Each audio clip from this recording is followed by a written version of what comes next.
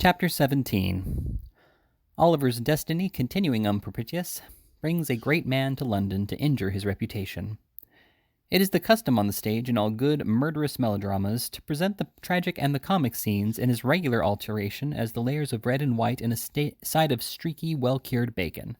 The hero sinks upon his straw bed, weighed down by fetters and misfortunes, and in the next scene, his faithful but unconscious squire regales the audience with a comic song.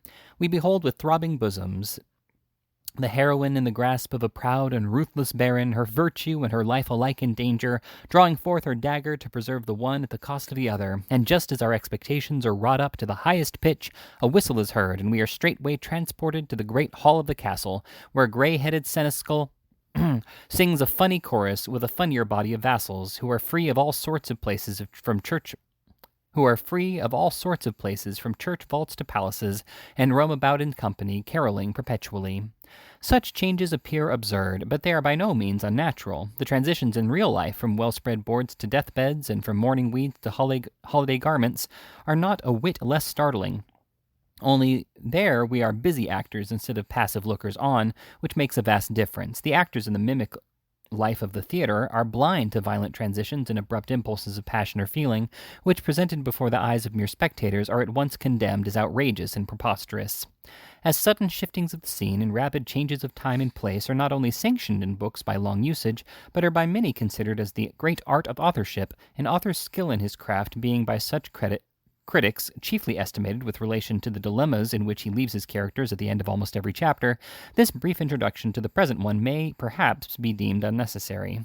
But I have said it in this place because I am anxious to disclaim at once the slightest desire to tantalize my readers by leaving young Oliver Twist in situations of doubt and difficulty, and then flying off at a tangent to impertinent matters which have nothing to do with him. My sole desire is to proceed straight through this history with all convenient despatch, carrying my reader along with me if I can, and if not, leaving him to take some more pleasant route for a chapter or two, and join me again afterwards if he will. Indeed, there is so much to do that I have no room for digressions, even if I possess the inclination, and I merely make this one in order to set myself quite right with the reader, between whom and the historian it is essentially necessary that perfect faith should be kept, and a good understanding preserved. The advantage of this amicable explanation is that when I say, as I do now, that I am going back directly to the town in which Oliver Twist was born, the reader will at once take it for granted that I have good and substantial reasons for making the journey, or I would not ask him to accompany me on any account.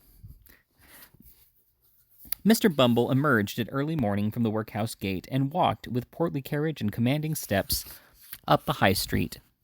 He was in the full bloom and pride of Beadleism. His cocked hat and coat were dazzling in the morning sun, and he clutched his cane with all the vigorous tenacity of health and power.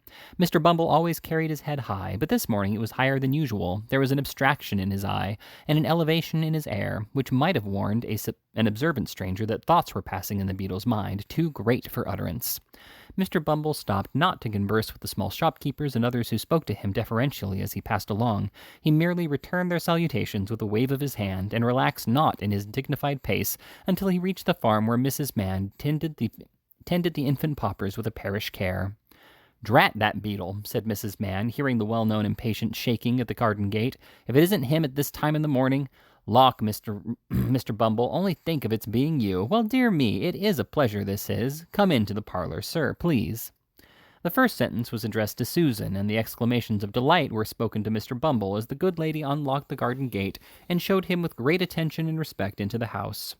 "Mrs. Mann," said Mr. Bumble, not sitting upon or dropping himself into a seat as any common jackanapes would, but letting himself gradually and slowly down into a chair. "Mrs. Mann, ma'am, good morning." "Well, and good morning to you, sir," replied Mrs. Mann with many smiles.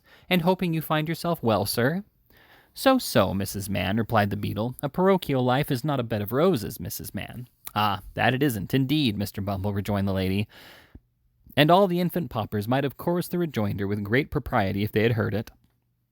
"A parochial life, ma'am," continued Mr. Bumble, striking the table with his cane, "is a life of worry and vexation and hardihood. But all public characters, as I may say, must suffer prosecution." Mrs. Mann, not very well knowing what the beadle meant, raised her hands with a look of sympathy and sighed. "Ah, you may well sigh, Mrs. Mann," said the beadle. Finding she had done right, Mrs. Mann sighed again, evidently to the satisfaction of the public character, who, repressing a complacent smile by looking sternly at his cocked hat, said, "Mrs. Mann, I am a-going to London."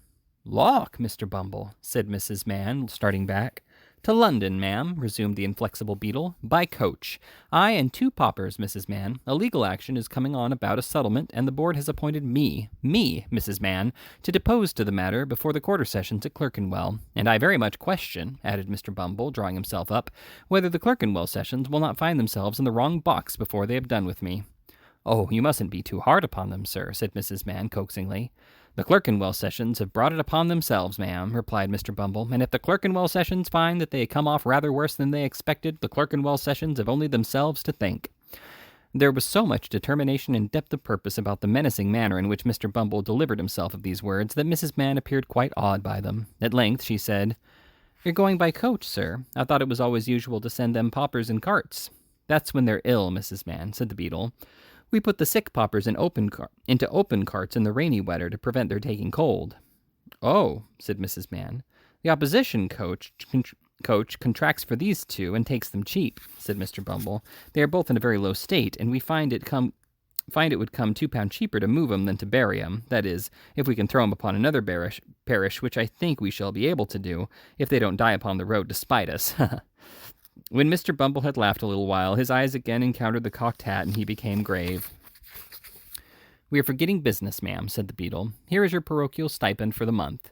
Wherewith Mr. Bumble produced some silver money, rolled up in paper, from his pocket-book, and requested a receipt, which Mrs. Mann wrote. "It's very much blotted, sir," said the farmer of infants. "But it's formal enough, I dare say. Thank you, Mr. Bumble, sir. I am very much obliged to you, I am sure." Mr. Bumble nodded blandly in acknowledgment of Mrs. Mann's curtsy, and inquired how the children were. "Bless their dear little hearts," said Mrs. Mann with emotion. "They're as well as can be, the dears, of course, except the 2 that died last week, and little Dick." "Isn't that boy no better?" inquired Mr. Bumble. Mrs. Mann shook her head. "He's an ill-conditioned, vicious, bad-disposed parochial child, that," said Mr. Bumble angrily. "Where is he?" "I'll bring him to you in 1 minute, sir," replied Mrs. Mann. "Here are you, Dick." After some calling, Dick was discovered, and having had his face put under the pump and dried upon Mrs. Mann's gown, he was led into the awful presence of Mr. Bumble the beadle. The child was pale and thin, his cheeks were sunken, and his eyes large and bright. The scanty parish dress, the livery of his misery, hung loosely upon his feeble body, and his young limbs had wasted away like those of an old man. Such was the little being that stood trembling beneath Mr. Bumble's glance, not daring to lift his eyes from the floor, and dreading even to hear the beadle's voice. "Can't you look at the gentleman, you obstinate boy?" said Mrs. Mann. The child meekly raised his eyes and encountered those of Mr. Bumble. "What's the matter with you, parochial Dick?" inquired Mr. Bumble with well-timed jocularity. "Nothing, sir," replied the child faintly. "I should think not," said Mrs. Mann, who had of course laughed very much at Mr. Bumble's exquisite humor. "You want for nothing, I'm sure." "I should like," faltered the child. "Heyday," interposed Mrs. Mann. "I suppose you're going to say that you do want for something now. Why, you little wretch—" "Stop, Mrs. Mann, stop," said the beadle, raising his hand with a show of authority. "Like what, sir, ma'am?" "I should like," faltered the child, "if somebody that can write would put a few words down for me on a piece of paper and fold it up and seal it and keep it for me after I am laid in the ground." "Why, what does the boy mean?" exclaimed Mr. Bumble, on whom the earnest manner and wan aspect of the child had made some impression, accustomed as he was to such things. "What do you mean, sir?" "I should like," said the child, "to leave my dear love to poor Oliver Twist, and to let him know how often I have sat by myself and cried to think of his wandering about in the dark nights, with nobody to help him.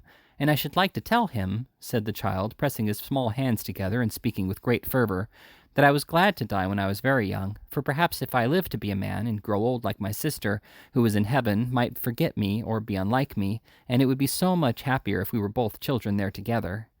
Mr. Bumble surveyed the little speaker from head to foot with indescribable astonishment, and turning to his companion, said, "They're all in one story, Mrs. Mann. That outdacious Oliver has demoralized them all." "I couldn't have believed it, sir," said Mrs. Mann, holding up her hands and looking malignantly at Dick. "I never see such a hardened little wretch." "Take him away, ma'am," said Mr. Bumble imperiously. "This must be stated to the board, Mrs. Mann." "I hope the gentleman will understand that it isn't my fault, sir," said Mrs. Mann, whimpering pathetically. "They shall understand that, ma'am. They shall be acquainted with the true state of the case," said Mr. Bumble pompously. "There, take him away. I can't bear the sight of him." Dick was immediately taken away and locked up in the coal cellar, and Mr. Bumble shortly afterwards took himself away to prepare for his journey. At 6 o'clock next morning, Mr. Bumble, having exchanged his cocked hat for a round one and encased his person in a blue greatcoat with a cape to it, took his place on the outside of the coach, accompanied by the criminals whose settlement was disputed, with whom, in due course of time, he arrived in London, having experienced no other crosses by the way than those which originated in the perverse behavior of the two paupers, who persisted in shivering and complaining of the cold in a manner which, Mr. Bumble declared, caused his teeth to chatter in his head and made him feel quite uncomfortable, although he had a greatcoat on. Having disposed of these evil-minded persons for the night, Mr. Bumble sat himself down in the house at which the coach stopped, and took a temperate dinner of steaks, oyster sauce, and porter.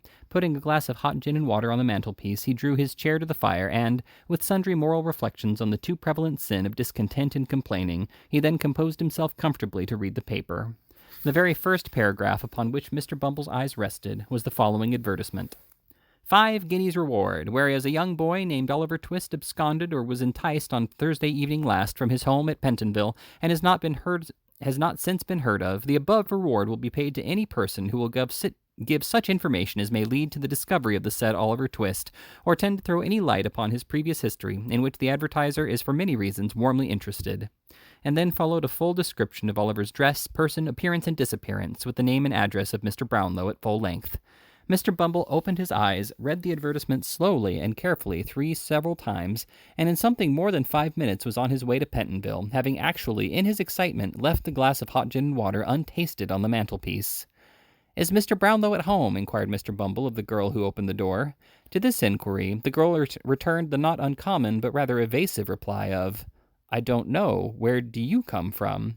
Mr. Bumble no sooner uttered Oliver's name in explanation of his errand than Mrs. Bedwin, who had been listening at the parlor door, hastened into the passage in a breathless state. Come in," said the old lady. "I knew we should hear of him. Poor dear, I knew we should. Was certain of it. Bless his heart, I said so all along."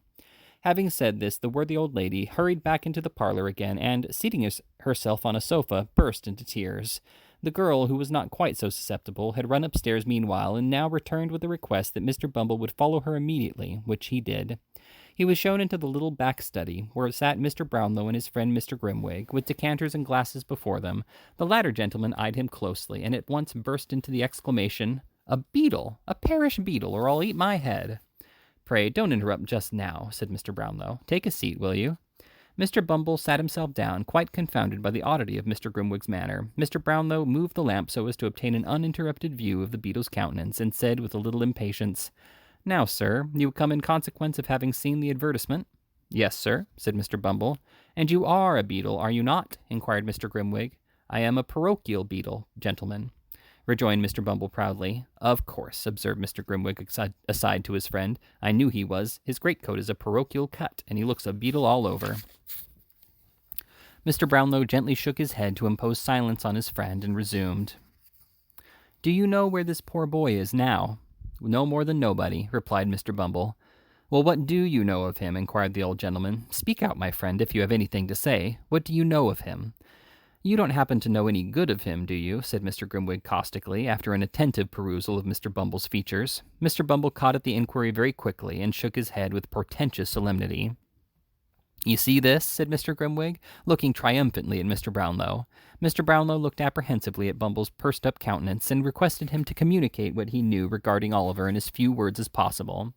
Mr. Bumble put down his hat, unbuttoned his coat, folded his arms, inclined his head in a retrospective manner, and after a few moments' reflection commenced his story.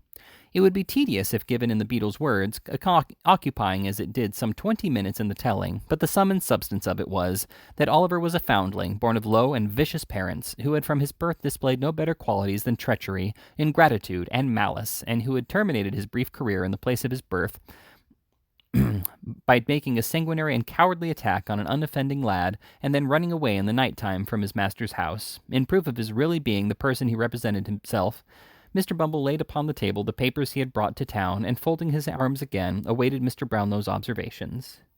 "I fear it is all too true," said the old gentleman sorrowfully after looking over the papers. "This is not much for your intelligence, but I would gladly have given you treble the money, sir, if it had been favorable to the boy.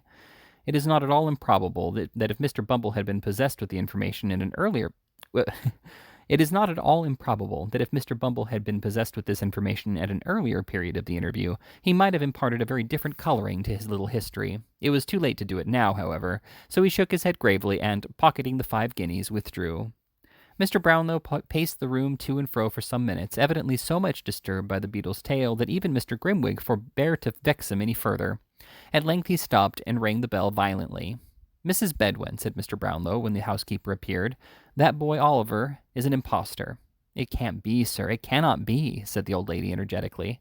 "I tell you he is," retorted the old gentleman sharply. "What do you mean by can't be? We have just heard a full account of him from his birth, and he has been a thorough-paced little villain all his life." "I never will believe it, sir," replied the old lady firmly. "You old women never believe anything but quack doctors and lying storybooks," growled Mr. Grimwig. "I knew it all along. Why didn't you take my advice in the beginning? You would if he hadn't had a fever, I suppose, eh? He was interesting, wasn't he? Interesting! Bah!" And Mr. Grimwig poked the fire with a flourish. "He was a dear, grateful, gentle child, sir," retorted Mrs. Bedwin indignantly. "I know what children are, sir, and have done these 40 years. And people who can't say the same shouldn't say anything about them. That's my opinion." This was a hard hit at Mr. Grimwig, who was a bachelor, but as it extorted nothing from that gentleman but a smile, the old lady tossed her head and smoothed down her apron, preparatory to another speech, when she was stopped by Mr. Brownlow. "Silence," said the old man, feigning an anger he was far from feeling. "Never let me hear the boy's name again. I rang to tell you that. Never, never, on any pretense, mind. You may leave the room, Mrs. Bedwin. Remember, I am in earnest." There were sad hearts at Mr. Brownlow's that night. Oliver's sank within him when he thought of his good, kind friends, but it was well for him that he could not know what they had heard, or it would have been broken outright.